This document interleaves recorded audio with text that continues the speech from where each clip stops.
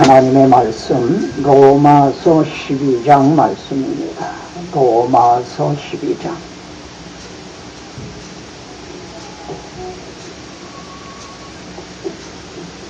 오늘 본문은 첫 절, 둘째 절, 두 절만 봉독을 하시겠습니다.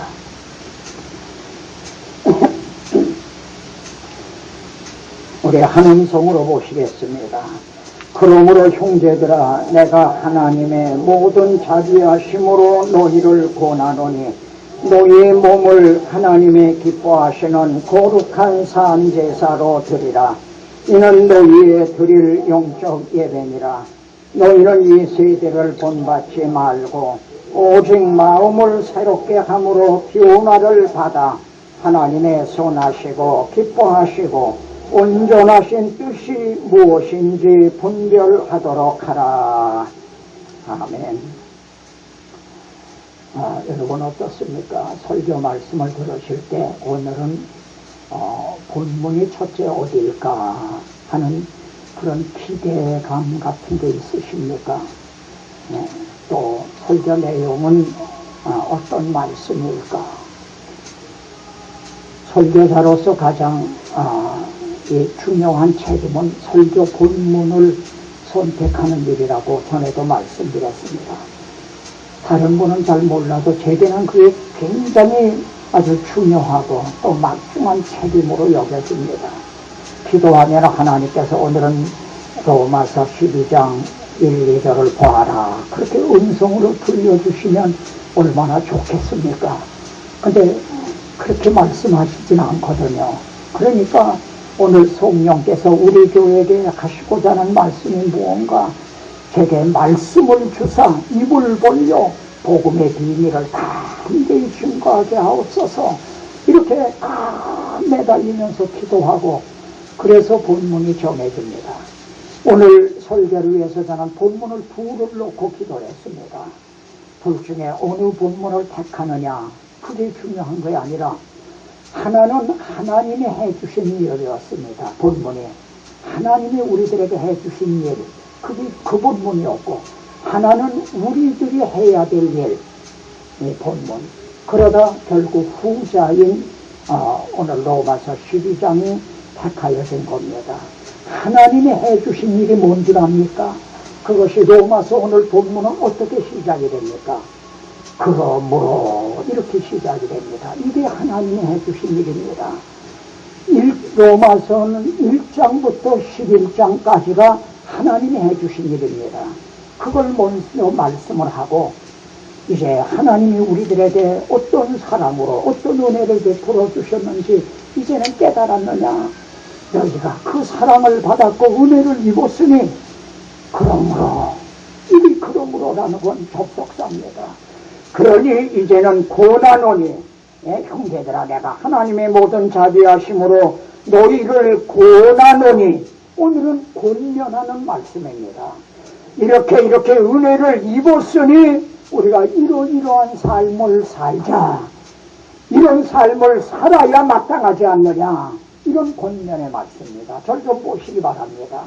이 한 가지만 분명히 여러분 깨달으셔도요 상당한 분별력이 있으시게 될 겁니다. 그래서 저는 오늘 아주 엄격한 의미에서 말씀드립니다. 오늘 설교는 은혜 받는 설교가 아닙니다. 목사님 무슨 말씀을 그렇게 하십니까? 그러시는지 모르지만 저는 원칙적인 의미에서 말씀드립니다. 오늘은 은혜 받는 설교가 아니라 권면하는 설교입니다. 은혜 받는 설교는 어떤 내용이래야 은혜 받는 거죠? 하나님이 해주신 일을 전할 때 은혜를 받는 겁니다. 은혜라고 하는 것은 받을 만한 자격도 공로도 가치도 없는 그런 사람, 임금님이 행차를 하시다 말입니다. 가마를 타고 임금님 그 연이라고 이 가마를 타고 이렇게 행차다. 아주 구독의 옷을 입고 말이죠. 아주 엉망진창인 거지 하나 땅에 엎드려져 있는 걸 보고 자기 그 가마에다가 말이죠, 그걸 태웠어요. 그래가지고 궁궐로 데려가서 그를 목욕을 시키고 아주 자기 세자가 입는 그 옷을 입히고 말이야 잔치를 베풀어서 그리고 이를 오늘 내 아들로 삼는다. 그리고 내가 세자로 책봉을 하노라. 여러분, 이런 일이 있을 수 있습니까? 인간 역사에서 있을 수 있느냐 이 말입니다. 도저히 이건 상상할 수가 없는 일이에요. 그런데 사람 인간 사회에도 그런 일이 있을 수 없어요. 근데 만군의 여호와 하나님께서 말입니다. 그렇게 해주셨어요. 그렇게 정도가 아닙니다. 죄인 되었을 때, 원수 되었을 때 자기 아들을 보내셔서 그 죄인들의, 원수들의 죄값을 대신 아들로 하여금 갚게 해주시고, 죄값은 사망이에요. 그래서 주님의 죽으심만이 우리를 구원할 수가 있었어요.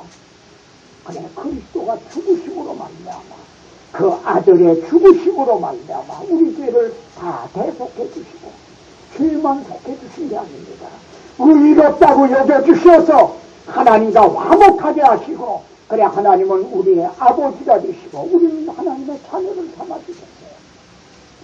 뿐만 아니라 우리들을 왕같은 제사장으로 삼아주셨단 말이에요. 요한계시록에는 그리스도와 함께 우리가 왕으로 산다라고 말씀을 합니다. 그래서 주님은 왕 중 왕이 되신 겁니다. 이것이 은혜입니다. 로마서 3장을 한번 보시기 바랍니다. 로마서 3장 24절을 한번 보시기 바랍니다. 우리 한음성으로 봅니다. 그리스도 예수 안에 있는 구속으로 말미암아 하나님의 은혜로 값없이 의롭다 하심을 얻은 자 되었는다. 이게 은혜입니다. 예수 그리스도가 구속을 해주셨다. 내 죄값을 대신 지불해 주셨다 이 말입니다. 그렇게 해주신 것으로 말미암아 이것이 하나님의 은혜입니다. 그래서 우리는 값없이 의롭다함을 얻었다 이 말입니다. 여러분, 이게 은혜입니다. 그리고 이것이 오늘 로마서 12장 첫 절에 나오는 그러므로라는 말씀입니다. 그러므로라는 말씀. 이런 은혜를 받았으니 이제는 고난하니 권면하노니 우리가 이러이러한 삶을 살자, 이렇게 말씀을 합니다. 사랑하는 성도 여러분, 저는 아까 서두에서 이런 말씀을 드렸어요. 두 본문을 놓고 나는 고심을 했다. 기도하면서 어느 말씀을 드려야 될까? 하나는 하나님이 해주신 일이었습니다. 그러면 은혜를 받는 겁니다. 하나님이 우리들에게 이렇게 해주셨다. 은혜를 받는 겁니다. 또 하나는 권면하노니 고난하노니 하는 말씀이었습니다. 이 둘 중에 어느 것을 말씀을 드려야 됩니까? 솔직히 저는 전자였습니다.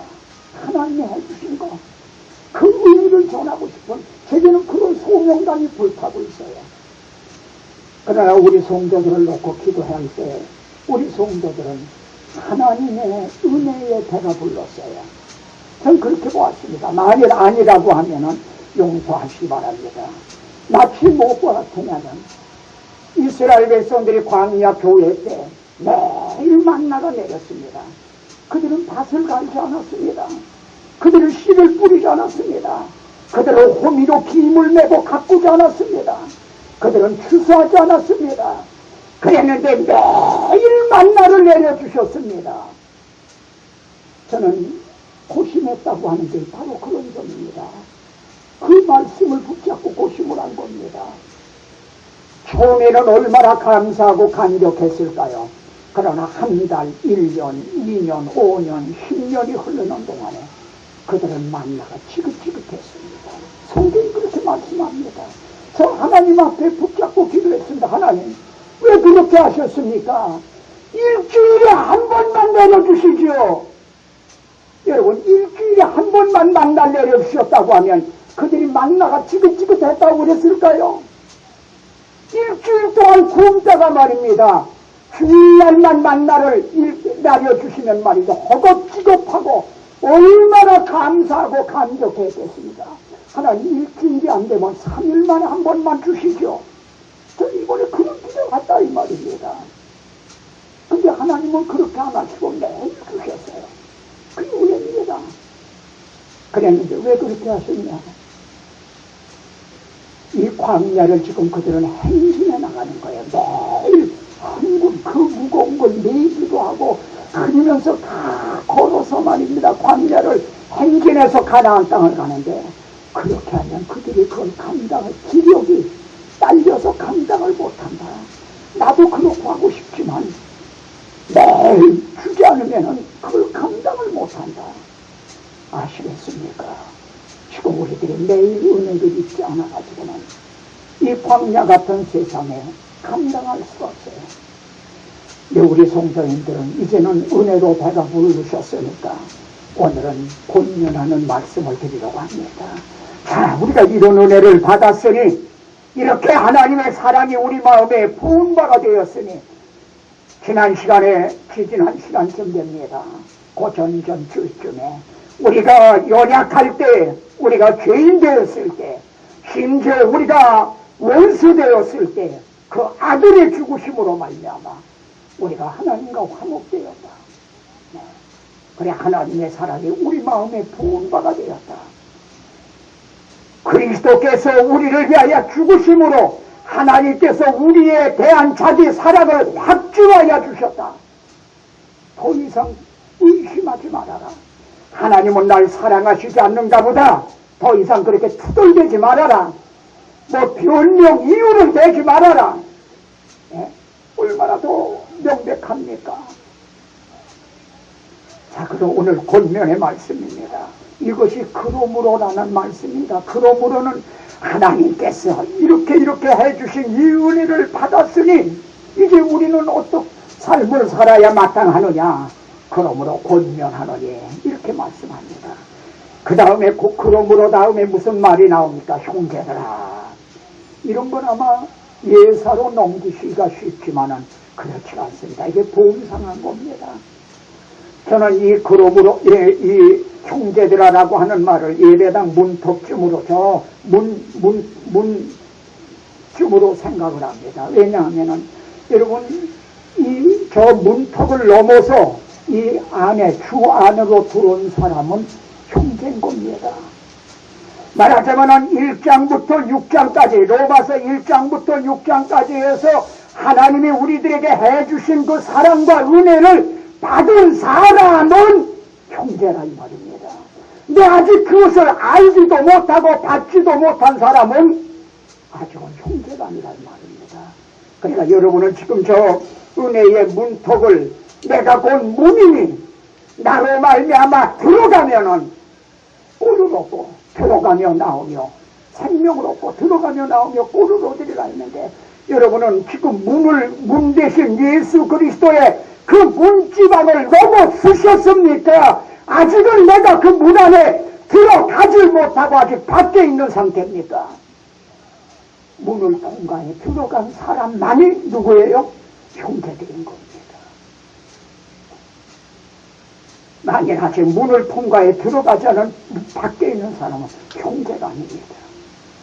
그러므로 교회에 우리는 사랑의 공동체라고 말하는데 그 사랑의 공동체라고 하는 말은 세상에서 말하는 어떤 사교단체, 교회 모임, 동창회 모임과 같이 모여서 웃고 즐거워하고 떠들고 시시덕거리고 하는 그거하고는 구별이 되는 겁니다. 형제들아 하는 데는 말입니다. 아주 존중함이 있는 겁니다. 상대방을 아주 높여주는 그런 데 있는 겁니다.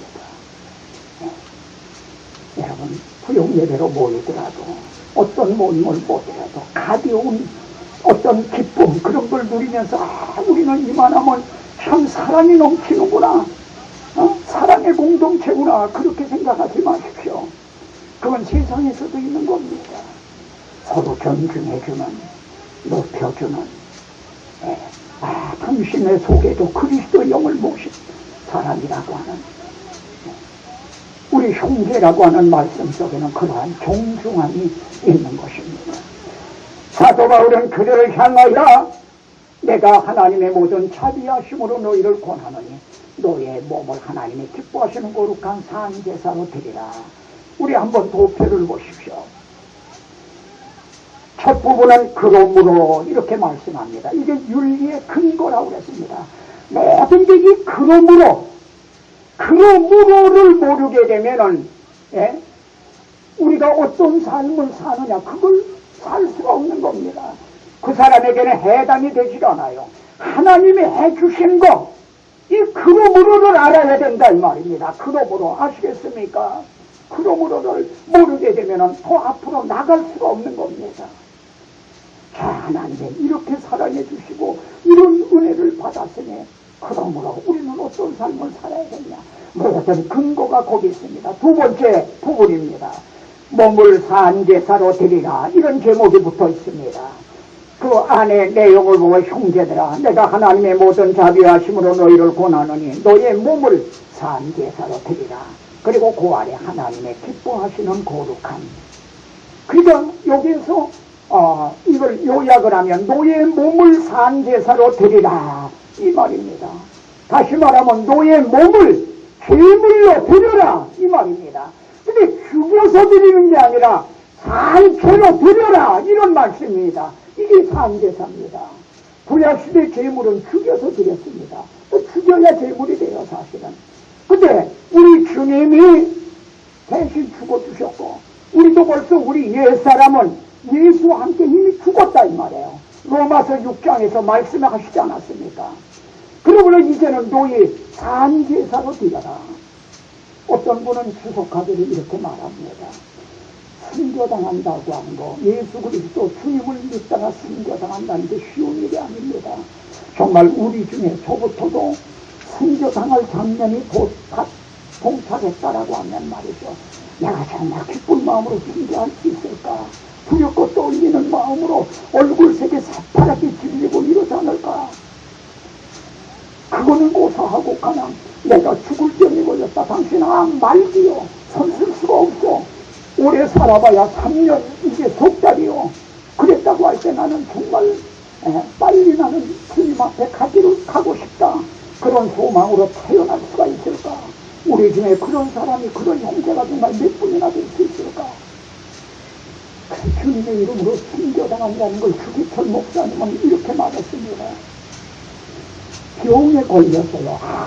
아무리 돈을 아까워하지 않고 치료를 하고 그래도 고칠 수가 없어서 할 수 없이 죽는 거는 그건 어쩔 수 없다 그래도 순교라는 건 그거 아닙니다. 내가 이제 한마디만 나도 신사참배하겠습니다. 주기철 목사는 그 말을 안 했기 때문에 죽은 겁니다. 순교당한 겁니다. 근데 내가 그 한 말만 하면은 살 수도 있다는 말입니다. 근데 그 말을 차마 알 수가 없어서 죽게 되는데 이게 힘들다는 겁니다. 죽을 병이 걸린 거는 살 길이 없는 거예요. 그러니까 할 수 없어서라도 죽는 거죠. 뛰밀려서라도 억지로라도 죽는 거죠. 근데 순교는 내가 말 한마디만 하면 살 수 있는 길이 있는데 주님이 나를 부인하시지 않았는데 나를 위해 죽어주셨는데 내가 어떻게 주님을 부인하겠는가 하고 나는 그렇게 못합니다. 이게 힘들더라는 겁니다. 그분은 또 말합니다. 자기 하나만 생각하면 그래도 쉬운데 늙은 어머님 두고 주기철 목사님 그랬습니다. 늙으신 어머님 두고 사랑하는 아내와 처자식들 자식들 있는 그 어린 것들 두고 그러고 그렇게 그 길을 가려니까 그게 더 힘들더라는 겁니다. 그런데 순교는 짧은 시간에 이루어집니다. 1시간 혹은 30분이면 총살을 당하든 교수형을 당하든 목이 잘라지든 당하는 거지만 산제사는 여러분의 우리들의 남은 삶을 남은 여생을 다 그렇게 하나님 앞에 드리라는 겁니다. 근데 이건 긴 겁니다.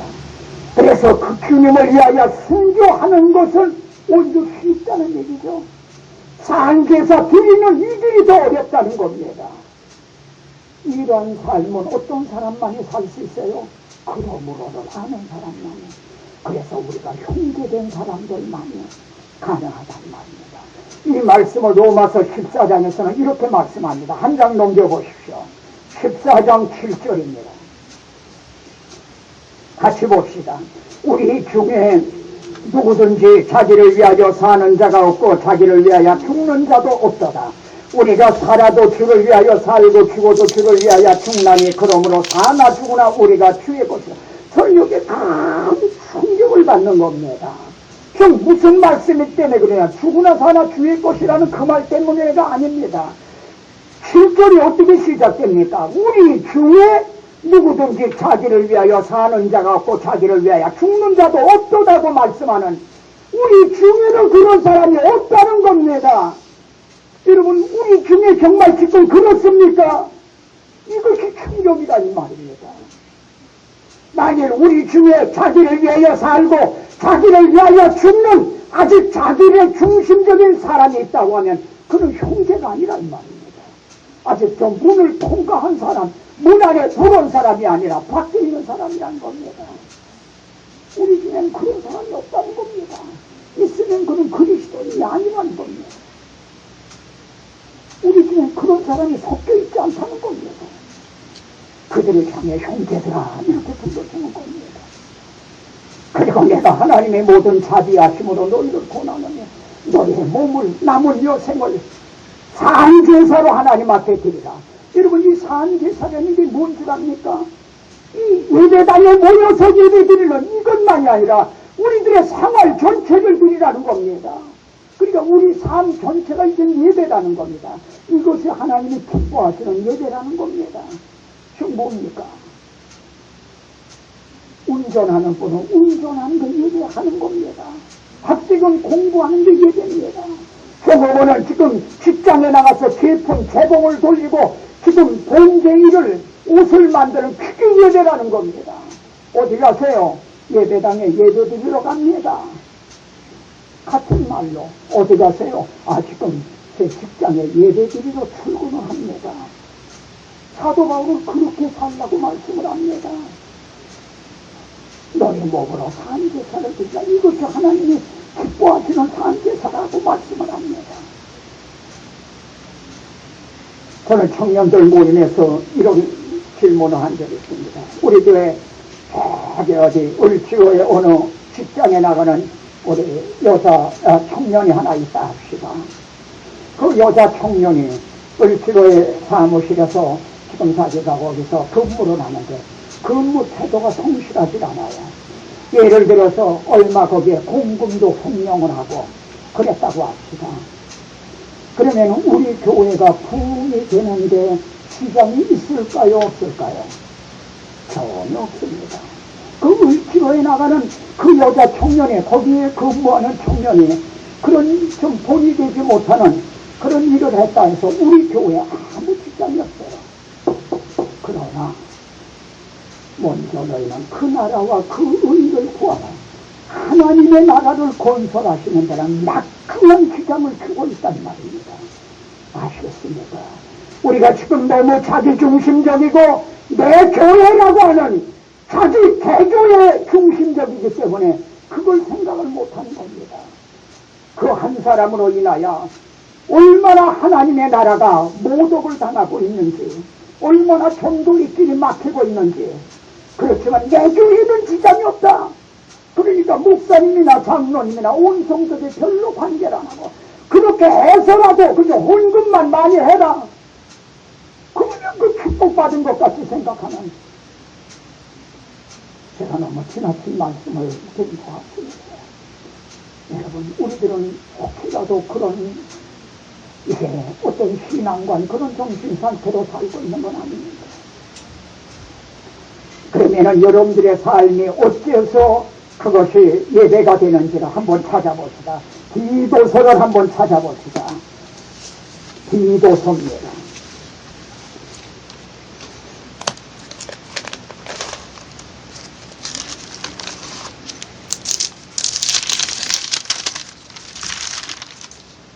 강도사님, 우리 이거 한번 무슨 말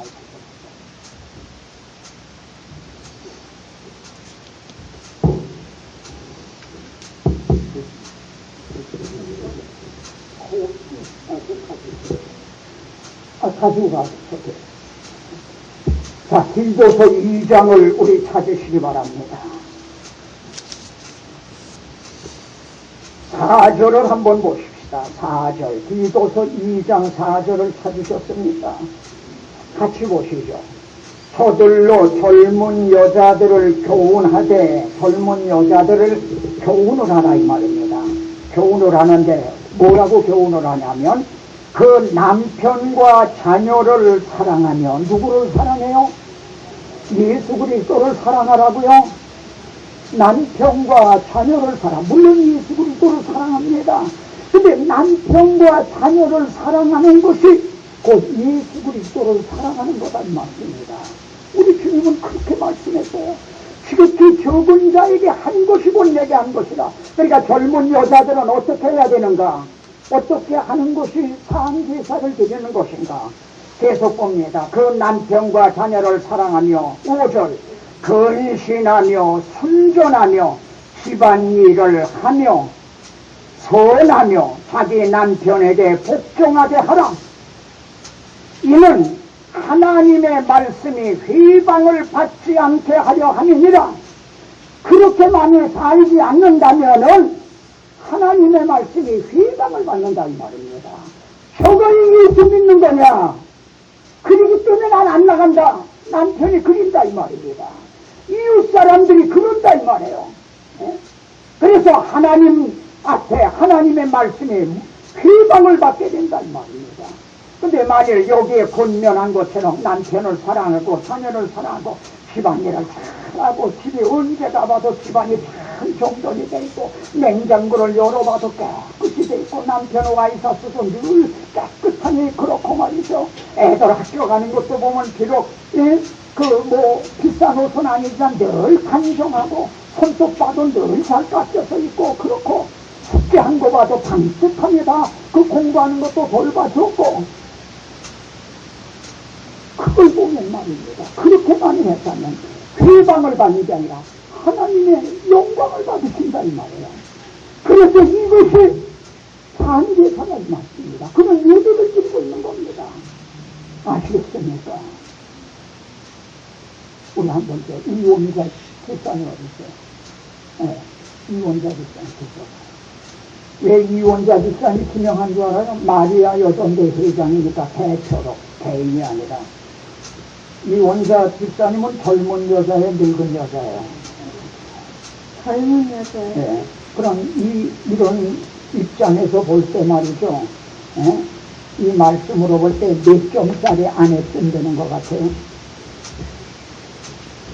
오늘은 왜 김중영 신랑이 안 나왔네. 오늘 이 말씀에 비춰볼 때 나는 지금까지 내가 아내 노릇 주안에서 아내 노릇 한 게 몇 점짜리쯤 될 것 같아. 본인이 점수를 매기면 그럴 것 같아.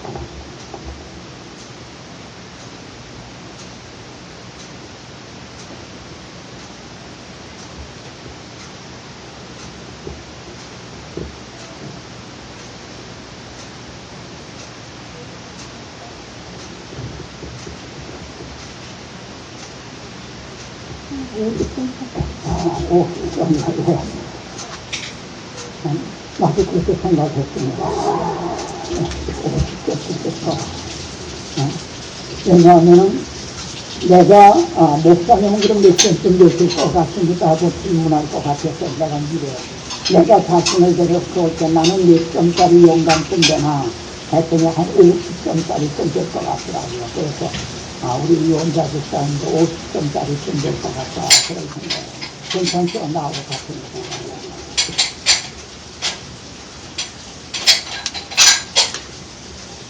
우리 김재인 집사님은 어떻게 했어요? 거기 김재인 집사님 지금 갖다 주세요. 우리 6절을 같이 봅시다. 6절에 너는 이와 같이 어떤 사람이요? 젊은 남자들. 우리 김재인 집사님은 젊은 남자들 속에 속합니다. 젊은 남자들을 권면하여 근신하게 하되 범사에 내 자신으로 전한 일에 본을 보여 교훈에 부패치 아니함과 경건함과 책망할 것이 없는 다른 말을 하지 않아. 이는 대적하는 자로 하여금 부끄러워 우리를 악하다 할 것이 없게 하려 합니다.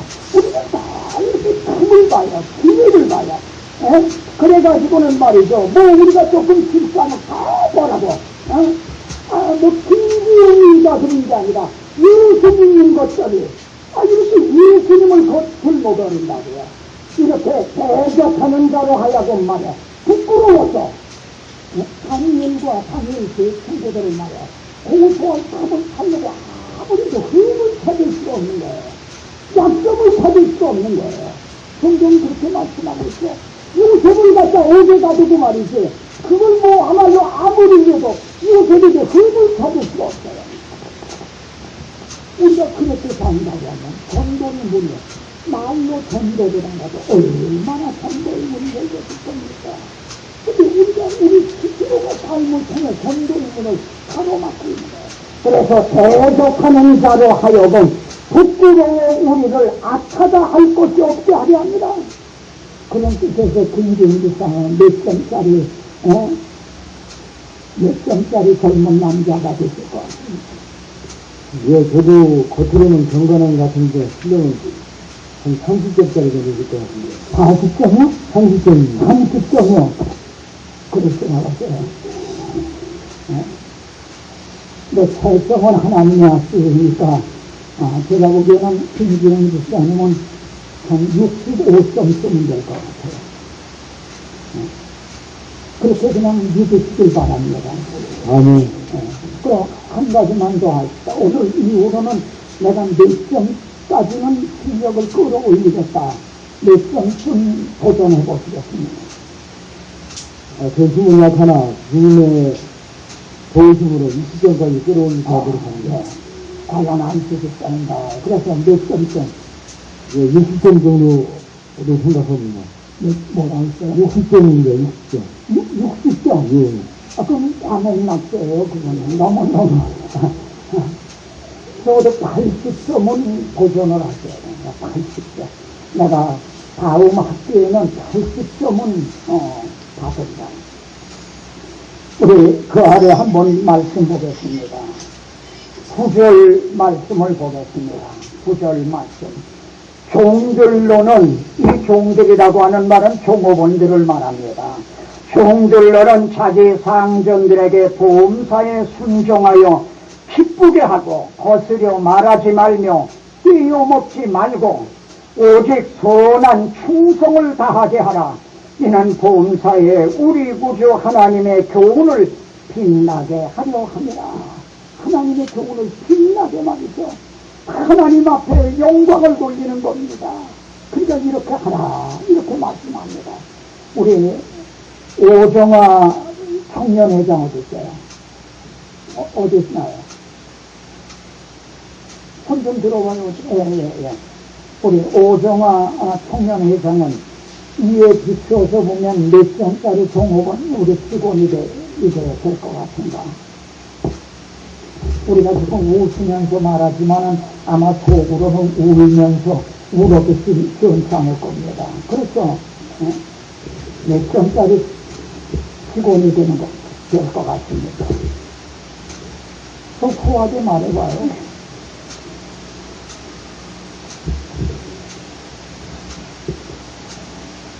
네, 80점인 것 같습니다. 40점이요. 오늘 말씀해 보시면요, 2절에는 늙은 남자가 나옵니다. 늙은 남자. 그럼 우리는 뭐 장로님이나 장로님 밖에는 하고 저하고 해당이 되겠네요. 그래서 장로님 또 청년상 이제 청년을 좀 이제 지켜드려야 되겠고, 3절에는 또 누가 나오나 보세요. 늙은 여자로는 또 여기 늙은 여자 골고루 나옵니다. 늙은 여자는 우리 대표적인 분이 우리 허지랑 권사님 좀 계시겠네요. 그렇죠? 자, 여러분, 고린도 전서 6장에서는 이렇게 말씀합니다. 너희는 너희 것이 아니라 값지고 산 것이 되었으니 그런즉 너희 몸으로 하나님께 영광을 돌려라. 같은 뜻입니다. 이게 다 표현만 다르죠. 여러분, 뭘로 산 제사들이라고 그랬어요? 로마서 12장으로 돌아왔습니다. 뭘로 산 제사요? 몸을, 너희의 몸을. 여러분, 좀 저희 보십시오. 저는 이 말씀을 보면서요, 마음으로 산 제사 드리기는 쉽습니다. 감각으로 드리기도 쉽습니다. 입으로 드리기는 더 쉽습니다. 몸으로 드린다는 건 실천을 한다는 얘기입니다. 그대로 순종한다는 겁니다. 예를 들어서 누구 참 안 됐어. 그 사람 좀 도와줘야 될 텐데 그런 마음, 그 기도입니다. 그 사람에게. 그런데 그 마음은 있는데 내가 그걸 몸으로는 막고 있더란 말입니다. 손은 막아지도 않는단 말이에요. 마음으로는 그런 마음이 있는데 이걸 내가 막으면 이 마음을 성령님이 주셨는데 이걸 내가 막으면 어떻게 그리스도의 사랑이 내 안에 거할까 보냐. 요한일서에 있는 말씀입니다. 내 몸은 말을 안 듣더라 이 말입니다. 내 마음은 그걸 알고 내 머리 생각을 안다 이 말이에요. 너무 긍정적으로 듣기도 많이 듣고 배웠으니까. 근데 몸이 말을 안 듣더라 이 말입니다. 손이 말을 안 듣고 발이 말을 안 듣는다 이 말이에요. 근데 성경은 몸으로 사는 게 살기라고 말합니다. 이것이 하나님이 원하시는 기뻐하는 이것 예배라는 겁니다. 우리 한 가지만 경고적인 말씀을 보고 말씀을 마칩니다. 경고적인 말씀입니다. 이사야서 1장입니다.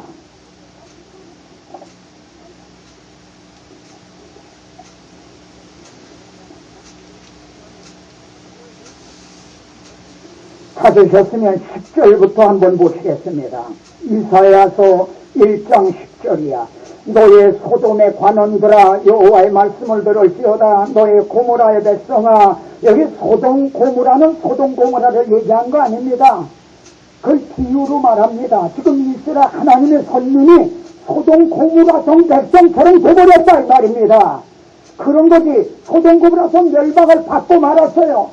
근데 그들이 오늘 우리 한국, 우리 서울에 사는 사람들이 어쩌면 우리들이 소돔 사람 같고 고모라 사람 같을는지도 모릅니다. 하나님은 자기 백성들을 향해서 그렇게 지금 찬양을 하십니다. 계속 봅니다. 너희 고모라의 백성아 우리 하나님의 법에 귀를 기울일지어다. 여호와께서 말씀하시되 너희의 무수한 재물이 내게 무엇이 유익하뇨. 나는 수양이 본자와 살빈 짐승의 기름에 배불렀고 나는 수송아지나 어린 양이나 수염새의 피를 기뻐하지 아니하노라. 너희가 내 앞에 보이러 오니 그것을 누가 너희에게 요구하였느뇨. 내 마당만 밟을 뿐이니라. 헛된 재물을 다시 가져오지 말라. 분양은 나의 가증이 여기는 바요. 월삭과 안식일과 대회로 모이는 것도 그러하니 송해와 아울러 악을 행하는 것을 내가 견디지 못하겠노라. 내 마음이 너희의 월삭과 정한절기를 싫어하나니 그것이 내게 무거운 짐이라. 내가 지기에 곤비하였느니라. 예? 지금 이제 뭘 말씀합니까? 예배 드리면서 그 예배당 안에서 싸움을 하고 그런 데는 얘기가 아닙니다. 예배는 드리고 무수한 제물을 드리고 우리 말대야만 찬송은 찬양 예배라 해서 찬양 예배를 많이 드리고 30분 1시간 찬송하고 그러면서 가서 몸으로 사는 데서 가정에 가서는 엉망이라 이 말입니다. 직장에 가서는 엉망이라 이 말입니다. 이웃 사람들의 관계에서 엉망이라 이 말입니다. 그럼 나는 그 찬양이 무슨 소용이 있느냐 이 말입니다. 그래서 여기 말씀이 11절에 그겁니다. 여호와께서 말씀하시되 너희의 무수한 재물이 내게 무엇이 유익하뇨. 예? 그 많은 기도한 거, 그 많은 무슨 금식이라고 많은 찬양하고 한 게 내게 무슨 유익이느냐. 예? 그 아래 내려가 봅시다. 15절입니다. 너희가 손을 펼 때에 내가 눈을 가리우고 너희가 많이 기도할지라도 내가 듣지 아니하리니 이는 너희의 손에 피가 가득하니라. 16절 보시오. 너희는 스스로 씻으며 스스로 깨끗게 하여 내 목전에서 너희의 악업을 버리며 악행을 그치고 선행을 배우며 공의를 구하며 학대 받는 자를 도와주며 고아를 위하여 신원하며 과부를 위하여 변호하라 하셨느니라. 이렇게 할 때 이게 몸으로 산제살 드리는 거란 말입니다. 그래서 유대인들도 모여서 예배 드리는 건 잘 드렸다 이 말입니다. 재물을 안 드린 게 아닙니다. 무수한 재물을 드렸다 이 말입니다. 그러나 나가서 예루살렘 성전을 떠나서는 몸으로 산제사는 빈손 않았다 이 말입니다. 그런데 마당만 밟을 뿐이라는 말씀입니다. 여러분 우리 한국교회는 지금 제가 두 성경 본문을 놓고 고심했다고 그러는데 어떤 성경 본문이 더 많이 선호지는 것 같습니까? 하나님이 해주신 일 같습니까? 사람이 해야 될 일 것 같습니까? 후자입니다. 저는 이 전자의 하나님의 소명을 받은 사람입니다. 그나마 여러분도 인정하실 겁니다. 그러면 사람이 해야 될 일을 우리 한국에서는 많이 전파해요. 부흥회를 봐도 그렇고 무슨 집회 헌신 예배를 드려 전부가 그렇습니다. 그런데 왜 사람이 해야 될 걸 그렇게 전하는데 왜 성도들에게는 몸으로 산 제사 드리는 게 없습니까? 왜 가정에 하나님의 나라가 임하지 않고 직장에 임하지 않고 흔히 말하는 빛과 소금의 직분을 감당 못하고 있는 것일까요? 왜 그럴까요? 그러므로를 모르기 때문에 그렇다고 말할 수밖에 없습니다. 그러므로 저 하나님께서 해주신 것을 알아야 할 만큼 알지 못하고 바로 서 있지 못하기 때문에 누가복음 7장에 나오는 그 동리의 죄인 여자를 보십시오. 주님이 이제 바리새인의 집에 들어가셨는데 그 동리 여자가 향유옥합을 갖고 와서 주님에게 그 붓고 눈물로 발을 씻기면서 막 주님 앞에 그 발에 입 맞추고 그랬습니다. 시몬은 말이죠. 저 예수가 틀렸다. 지금 자기를 만드는 여자가 얼마나 천한 여자인지 선지자면 알 텐데 주님은 그 마음을 꿰뚫어 보셨습니다. 내가 네게 물어볼 말이 있다. 빚진 사람인데 하나는 1억을 줬고 하나는 100만 원 줬는데 다 갚아줬다. 다 탕감을 해줬다. 누가 더 사랑하겠냐. 제 생각엔 많이 탕감함을 받은 자입니다. 내가 네 집에 들었던 80을 물도 주지 않았다. 그러나 이 여자는 향기를 붓고 눈물로 내 발을 씻으면 그 바리새인은 말이야 맹성했습니다. 주님을 이렇게 시험해 보려고 했습니다. 그게 눈물이 없었습니다. 근데 이 여자는 어찌할 수 없는 눈물 그 감사 간절히 결론은 이렇게 말씀합니다. 사랑받은 것이 적은 자는 적게 사랑을 합니다. 그러므로는 모르기 때문에 그렇습니다. 여러분 우리는 사람이 해야 될 일을 강조했는데 잘못 강조했단 말입니다. 저 하나님이 해주신 일에 대한 거기에 근거를 뿌리를 거기에다 둔 게 아니고 자기 복 받는데 자기 중심에다 뒀단 말입니다. 당신들이 이렇게 하면은 하나님한테 복을 받습니다. 이렇게 하면 사업 잘 됩니다. 난사역정합니다. 이렇게 증거를 했던 겁니다. 그러니까 자기 잘 되려고 하나님의 영광을 위해서가 아니라 자기 영광을 위해서 자기 중심적인 자들을 양성해 놨던 겁니다. 그래서 마비된 소금처럼 밝힌 겁니다. 여러분 지금 어떻습니까? 우리 한국의 많은 성도들이 소금과 빛의 사명을 감당하고 있다고 여러분 자부하십니까? 아니면 마비 이런 소금처럼 믿지 않는 사람들을 발에 밝히고 있다고 여기십니까? 사건이 뻥뻥 터질 때마다 거기에는 전부 기독교인들이 다 포함이 되어 있습니다. 신문에 큰 사건이 날 때마다 보십시오. 예를 들어 삼풍백화점 보내니까 사장이 누군지 압니까? 기독교인입니다. 다 교회에서 중진들입니다. 아들이 아버지를 죽인 대학 교수가 있었습니다.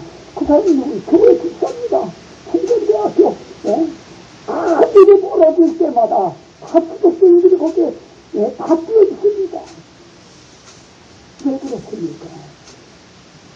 그러므로라고 하는 하나님이 해주신 거기에 뿌리를 받고 그래서 우리는 어떤 삶을 살아야 되느냐 이렇게 접근한 것이 아니라 이렇게 하면은 우리도 복 받고 이렇게 하면은 우리도 그 사업이 잘 되고 만사형통한다는 이게 소위 말하는 기복신앙입니다. 기복신앙 굿하면 왜 굿합니까? 복 받으려고요. 그래 굿하고 푸받고 한 겁니다. 그걸 이제 기독교를 하나님을 자기를 위한 하나의 수단으로 이용하려고 합니다. 그러므로 우리가 조금 더 알아야 할 건 하나님의 해주신 일입니다. 은혜를 받는 일입니다. 다시 말씀드렸지만 오늘 말씀은 은혜 받는 설교가 아닙니다. 권면하는 설교입니다. 우리가 하나님 앞에 이런 은혜를 받았으니 우리는 이제 어떤 삶을 살아야 되느냐. 오늘 말씀을 명심하셔서 정말 우리가 나로 인하여 하나님의 이름에 거룩히 여김을 받으시옵시며 하고 그 나라와 그 일을 먼저 구하는 여러분 되시기를 주님의 이름으로 축원을 드립니다. 기도하시겠습니다. 하나님 아버지, 그러므로 하나님의 모든 형제들아, 하나님의 모든 자비하심으로 너희를 권하노니 너희의 몸을 하나님의 기뻐하시는 거룩한 삶에서도 드리라. 이는 너희의 드릴 영적 예배니라. 이 세대를 본받지 말고 마음을 새롭게 하여 하나님의 선하시고 기뻐하시고 온전하신 뜻이 무엇인지 분별하도록 하라. 아버지 하나님, 이 말씀들이 오늘 말씀들은 우리 모두에게 적용이 되게 하여 주시옵소서. 우리 가정에 임하게 하소서, 우리 교회에 임하게 하시고 모든 직장에 임하게 하시고 우리나라에 임하게 하소서. 이러한 사명 잘 감당하는 우리 한국교회가 되게 하시고 우선 나부터 우리 교회부터 이런 삶을 살아가는데 앞장서게 하옵소서. 그렇게 할 때 이 모든 것을 도와야 주시리라고 내가 찾은 것